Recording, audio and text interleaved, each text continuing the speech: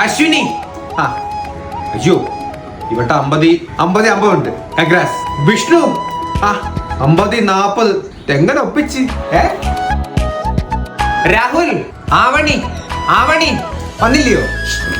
Aditya 55. Sir പഠിക്കത്തില്ലേ?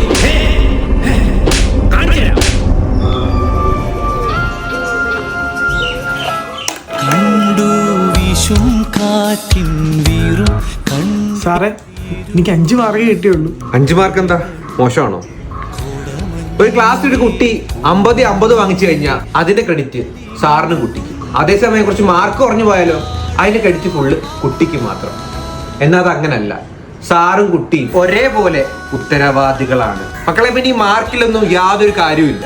ഒരുപക്ഷെ നാളെ ഇവനായിരിക്കും നിങ്ങളെക്കാളൊക്കെ മുന്നിൽ എത്താൻ പോകുന്നത്. അവൻ ഇനി പഠിക്കില്ലേ?